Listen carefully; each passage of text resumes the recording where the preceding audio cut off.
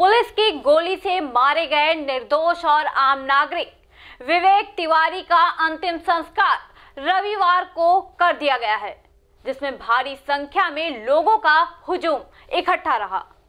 सभी ने उन्हें नम आंखों से विदाई दी। इस मौके पर पुलिस महकमे के साथ साथ कैबिनेट मंत्री ब्रजेश पाठक समेत कई राजनीतिक दलों के नेता भी मौजूद रहे। विवेक तिवारी की मौत ने पुलिस पर कई सवाल खड़े किए हैं। देखिए यूपी की हत्यारी पुलिस की मनमर्जियां दिखाती प्राइम टीवी की एक खास रिपोर्ट।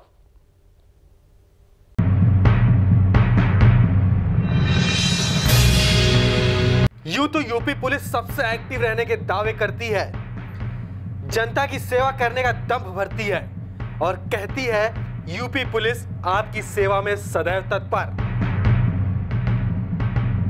और इसने आम आदमी की सेवा ऐसी की कि एक आम आदमी को अपनी जान से हाथ धोना पड़ गया। अरे आप क्या सोचने लगे, ऐसा कैसे हो सकता है? सेवा से कैसे जान जा सकती है? जी जरूर हो सकता है, जरूर जान जा सकती है, क्योंकि आप यूपी पुलिस की सेवा के अधीन हैं और इनकी सेवा जानलेवा होती है, क्योंकि ये बिना बात के गोली चलाते हैं, ये तमंचे पर डिस्को कराते हैं और जनसेवा में ये गोली देते हैं। जी हां, गोली, वो भी बंदूक की गोली।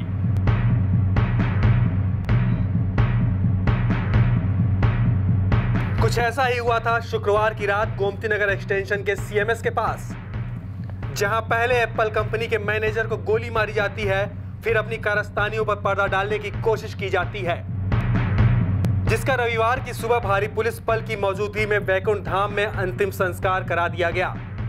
और मृतक की पत्नी ने इस मामले में सीबीआई जांच की मांग भी की है। पीछा अगर जब किया उन्होंने तो लड़की एक बताते हैं, पीछा किया जाके गाड़ी खुद मैडम वहाँ पे टकरा गई। किसी पुलिस वाले ने, आला अफसर कौन कौन थे वहाँ, मुझे किसी का नाम नहीं पता है, किसी ने भी ये नहीं कहा कि गोली मारी गई। और अगर एक्सीडेंट हुआ था, फिर मैंने कहा मुझे उस लड़की से मिलना है। गई तो उसके यहाँ लेडी कांस्टेबल बिठा रखी है। क्या वो लड़की विक्टिम थी कि तुमने लेडी कांस्टेबल बिठा रखी थी? लड़की पहले एप्पल में जॉब करती थी, उसका एप्पल से फिर जॉब से वो हट गई थी, अब वो नई जॉब की तलाश में थी यहाँ पे। और अभी कुछ दिन पहले फिर से उसका एप्पल में इंटरव्यू वगैरह हुआ था, शायद रिज्वाइनिंग वगैरह कुछ हो गई थी। वो फिलहाल वो काम ही कर रही थी यहाँ पे। वो सिर्फ एक नॉर्मल सी एम्प्लॉई थी। अगर एक्सीडेंट हुआ था तो उस लड़की को तो चोट आई नहीं है, सामने किसी तरीके की कोई रंजिश नहीं थी। 4 साल पहले हम यहाँ आए थे, सिर्फ हमारा काम से काम चलता था। आपको बता दें कि मृत युवक रात 12 बजे के आसपास हजरतगंज से निकलता है, जिसके बाद वो अपनी कलीग सना खान को छोड़ने उसके घर जाने लगता है और उसके घर जाते वक्त उनकी गाड़ी सीएमएस गोमती नगर एक्सटेंशन के पास रोकी जाती है। लेकिन वह तो ठहरा आम आदमी और उसके अंदर पुलिस को लेकर वही डर बैठा हुआ था जो एक आम आदमी के अंदर बैठा होता है, क्योंकि ये पुलिस कभी भी मित्र पुलिस बनने की कोशिश नहीं करती है, क्योंकि ये वर्दीधारी पुलिस कर्मी नहीं बल्कि वर्दी वाले गुंडे जो ठहरे। इन वर्दीधारियों की निगाहें अक्सर टेढ़ी ही रहती हैं और खास तौर पर उस वक्त जब आपके साथ कोई महिला या कोई लड़की हो, तो मानो ऐसा लगता है कि आप बहुत बड़े अपराधी हैं और आप अपने सरगना के साथ कहीं जा रहे हो या फिर बैठे हो, अपराध की रणनीतियां बना रहे हो और गैर कानूनी गतिविधियों में शामिल हो। और इनकी जुबान ऐसी कि आपके कान से खून निकल पड़े, जिसका जीता जागता सबूत ये कांड है, जिसने एक आम आदमी की जान ले ली। और इन सब के बाद भी पुलिस की मनमर्जी रुकने का नाम नहीं ली और उसने चश्मदीद गवाह सना खान को उसके ही घर में नजरबंद कर दिया।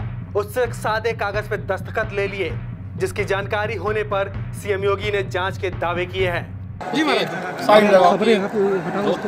है, वह इनकाउंटर नहीं है। हम इस घटना की पूरी जांच कराएंगे।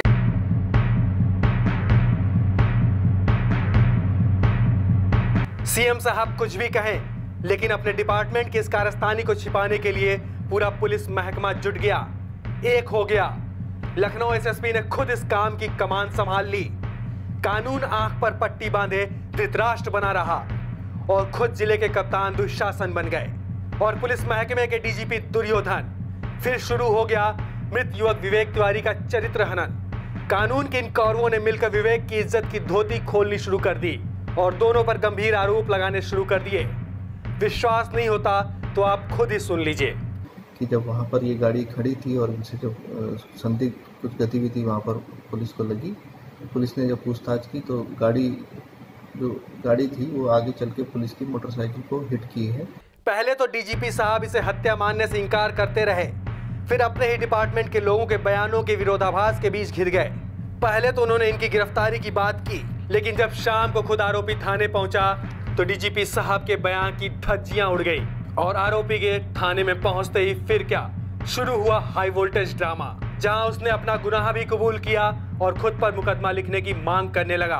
मेरा मुकदमा ही लिखा जा रहा है भैया।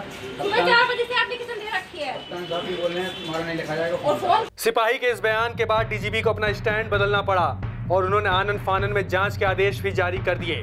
उन्होंने दोनों सिपाहियों को बर्खास्त करने के साथ ही दोनों को जेल भी भेज दिया।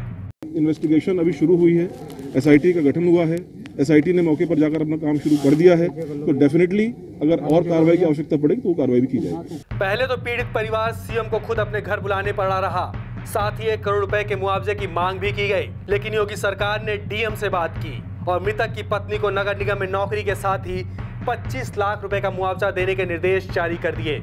हालांकि मृत युवक की बेटी ने डीएम और एसएसपी पर भी गंभीर आरोप लगाए हैं। उसने कहा है कि इन लोगों ने बयान बदलने का दबाव बनाया है और अंतिम संस्कार जल्द से जल्द निपटाने की बात भी कही है। साथ ही परिवार के लोगों ने न्याय की गुहार भी लगाई है और जल्द से जल्द न्याय की मांग कर रहे हैं। उन्होंने हमारी सारी बातें सुनी की और उन्होंने सारी कार्रवाई का जैसा था आश्वासन दिया। इस केस ने कई सारे सवाल खड़े किए हैं। लोगों को कटघरे में खड़ी करने वाली पुलिस को वहीं खड़ा कर दिया है। सवाल ये कि पुलिस ने जो कहानी गढ़ी कि जब मृत युवक उन पर 3 से 4 बार गाड़ी चढ़ाने की कोशिश किया तो उन पर एक भी खरोंच कैसे नहीं आई, और जब वो भागने की कोशिश कर रहा था और जहां उसकी गाड़ी टकराई वो रोकने वाली जगह से 400 मीटर की दूरी पर है, तो ऐसे कैसे संभव है कि गोली सामने से लगे? क्या पुलिस ने एक कहानी सिंघम मूवी देखकर गढ़ी, जिसमें अजय देवगन चलती गाड़ी को दौड़ाकर ओवरटेक करता है और बदमाशों को धर दबोचता है? सवाल पुलिस के गुड वर्क पर उठता है कि क्या यही है पुलिस का गुड वर्क? सीएम साहब, आपसे हम और इस राज्य की जनता ये पूछना चाहती है कि क्या ऐसे ही यूपी अपराध मुक्त होगा? क्या आपके लाडले डीजीपी ऐसे ही मजलूमों को न्याय दिलाएंगे? जी हाँ साहब, आपके लाडले डीजीपी, क्योंकि आपने ही उन्हें डीजीपी नियुक्त किया और अपने इस आंख के तारे के इंतजार में सूबे को करीब 1.5 महीने तक डीजीपी मुक्त रखा। जवाब तो देना होगा, जनता आपसे जवाब चाहती है। Ravi Srivastava, Prime TV, Lucknow.